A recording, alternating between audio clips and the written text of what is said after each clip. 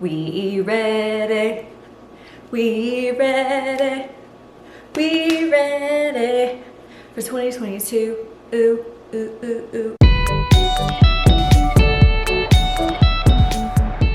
Hey guys, welcome back to my channel. I'm so glad you're here. We're in 2022. Happy freaking New Year. I am super hyped to go over all things goal setting and how to set realistic goals. So if you're interested in that, just keep watching. Okay guys, I'm really excited for this video. I feel like it's different. I was gonna originally do like my 2022 goals, but then I was thinking and I was like, no, like I wanna set my girls up for success. And so I wanna share some of the tips and tricks, 5 of them that I've picked up along the way that I feel like has really revolutionized the way that I set goals. And so let's just jump right into it. The first thing is focus on who you want to be rather than the outcome or the circumstances. And what do I mean by that? Okay, so I feel like when I was maybe in college, fresh out of college, even a couple years ago, I was setting goals that were so outcome focused, meaning I would be like, oh, I want to have a mansion by the year 2025. I'm just making that up. Or I want to get toned.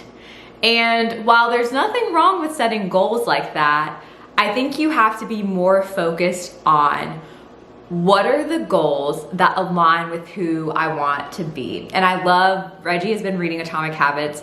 I'm excited to be reading that soon as well. And the author of Atomic Habits, James Clear, he encourages people to focus on who you want to be. AKA, he calls them identity-based goals. So for example, let's say you really want to be a writer or write a book one day. You have to associate your goals and your commitments to the person that you want to be, which is a writer. So first of all, instead of saying, oh, well, I want to write a book one day, or oh, I'm not really a writer, but I write in my journal sometimes, you need to associate your identity with it by saying, hey, I am a writer. And what you do is you set your goals and your commitments around how you want your identity to be. So if you want to be a writer, what do? You write in your journal every day, or you write on your blog every day. Putting yourself in the shoes of who you want to be instead of focusing on the outcome. Instead of saying, I want to be toned by the end of the year, you say, I'm a healthy person. And what do healthy people do? They eat healthy, they move their body, they focus on their mental health, you know? So like your habits, your goals, your commitments need to be aligned with who you want to be instead of the circumstances or the outcomes. Because let's be honest, when we focus on the outcome so much, I was just talking to Reggie about this. When we focus on the outcome so much, unfortunately, like we are not in control of the outcome. Did you know? Did you know? Like for a long time, I did not know because I've had this false illusion that I was in control and that I was in control of the outcome. But a lot of you guys are Christian here on my channel. I'm a Christian and I believe that God has control of our outcomes. And we have control of the habits and the goals and the things we put our mind towards each and every day. So instead of being like, well, I just want to have a big house, focus on who you want to be. Do you want to be a person who is a giver? Do you want to be a person who is really good with money? Do you want to be a person who loves on people and serves people well? Whatever that is for you, just focus on who you want to become instead of the outcome, and it takes a lot of the pressure off. Okay, this is the one. This is the one. Okay, so number 2 is break your goals up by quarter. So doing quarterly goals. So for a really long time, I used to have like 10 bajillion goals. And then by the end of the year, I'd be like, well, dang, I wonder why I wasn't able to accomplish those goals. Okay, number 1 is I I'm only one person. I'm a human. And life ebbs and flows. So no, you are not necessarily going to accomplish the 25,000 goals that you put down. But if you focus them in and break it up quarterly, then you will be able to actually accomplish them. Am I right? Like, this is what this video is about.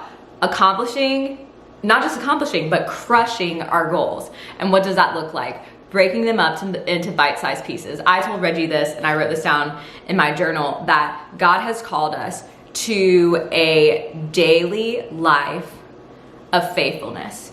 What does a daily life of faithfulness look like? It's bite-sized, daily bites of faithfulness. Doing the things that we do every single day, little by little, to add up to a bigger result. And so, what does this practically look like? For example, I have a certain goal of subscribers on YouTube by the end of the year. That number looks a little large, right? You're like, okay, we can do this, but it's intimidating. So what I did was I broke it down and I did the math somehow. Don't ask me how, by the grace of God. I did the math and I was able to figure out, okay, I need this many subscribers every month, this many subscribers every quarter to get to my end goal. So when you break up your goals quarterly, it helps it to be more digestible. And then when you're 6 months into the year, where, you know, we get the new year slump, I would say, or for me, I'm gonna speak for myself. I feel like 6 months in, you're like, oh dang, we're trucking, we're trying to move through our goals. We still got 6 months left, but we just lost 6 months. So what are we gonna do about it?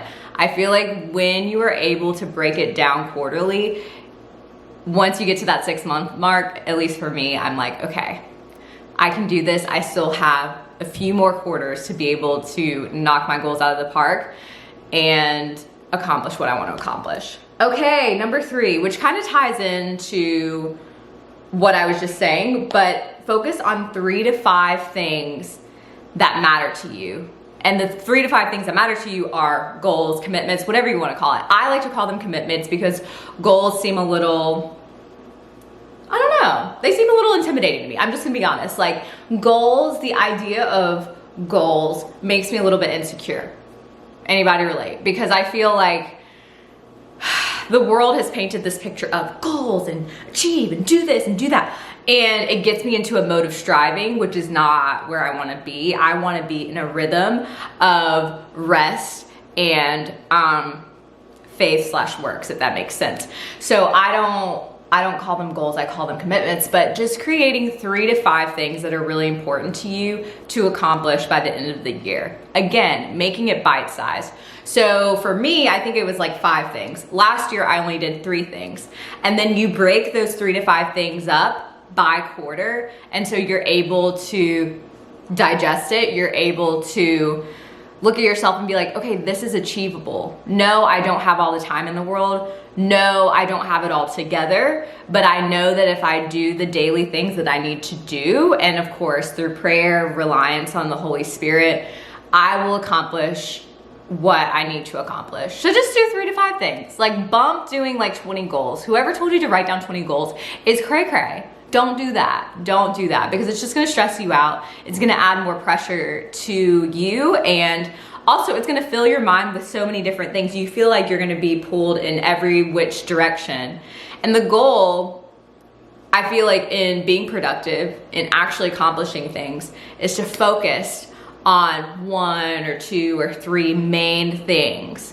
Because it's a lot easier for us to focus on 3 things than 20 things, right? Okay. Number 4, I really like this one. Leave room for God to move. And so this goes back to the whole thing of focusing on who you want to be rather than the outcome of the circumstances. Because I feel like when you understand, for me personally, my goal in life is to become more like Christ. That's what I believe that and it's the truth, all Christians are called to be more like Christ. And so in that, I feel like I would be doing myself a disservice if I didn't leave room for God to move. Leave some room in the details for things to be shifted, for things to pivot, for things to change, because our idea and our best is not always God's best. Like what you may have down as your goals and your dreams and your desires may all be good things, and I'm sure they are. The things that I wrote down, I'm sure are all good things. But we don't want just the good things. We want the God things, like the great God things. And so I feel like you can only make that happen by partnering with the Holy Spirit and leaving room for God to move. Being like, hey, God, these are like my big goals, and then these are my quarterly goals. But have your way in the details and pivot wherever you need me to pivot.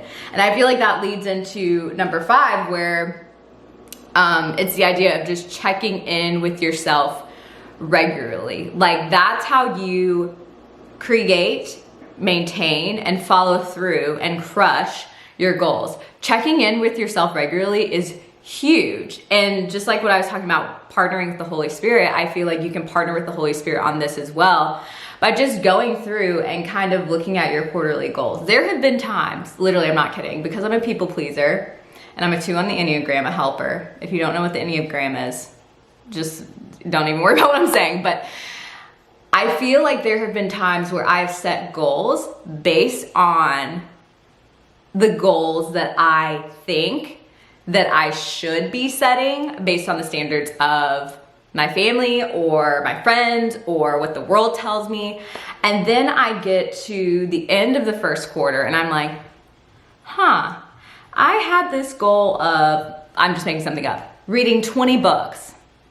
Okay, first of all, I like to read, but I would not consider myself a bookworm. But I, for example, have heard everyone say, oh, readers are leaders, which is true. But in my eyes, I think that I should be reading 20 books when really that doesn't align with who I am or who I want to become or what I want to accomplish. And so then I'm left being like, okay, so why did I even set that goal? But that's the power of checking in with yourself. Hooray!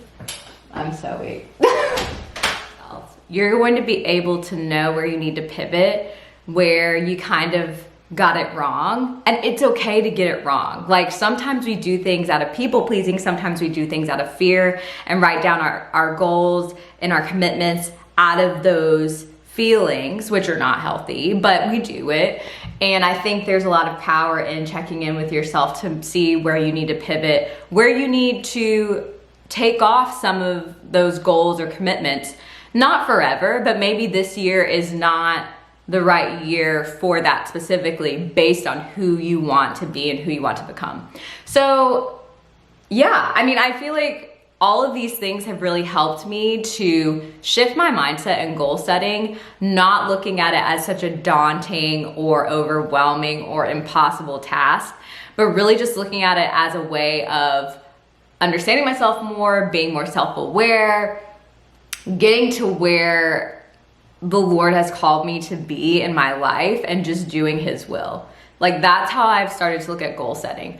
Ways that I can get closer to doing God's will for my life. And I feel like when you look at it that way, you're gonna be good to go. And don't let anyone say, oh, well, that goal isn't good, or that commitment isn't good, or that doesn't make sense. If you wrote it down and if it aligns with who you want to be or who you want to become, then it's great, and I encourage it, and you got this, and I believe in you, and we're gonna make 2022 freaking awesome. Am I right? Well, I hope so. But guys, I'm so grateful that we were able to get on for the first video. Was this the first video of 2022? Girl, it was the first video of 2022, I think. Yes, it was. Welcome. I'm so glad that you guys are a part of this community. Comment down below letting me know just 1 or 2 of your 2022 goals, and also help a sister out because I want to know what types of videos you guys want to see from me. But other than that, I am super pumped to go into this new year with you guys. I love you so much. Don't forget to share this video, like, subscribe, and I can't wait to see you in my next one. Bye guys.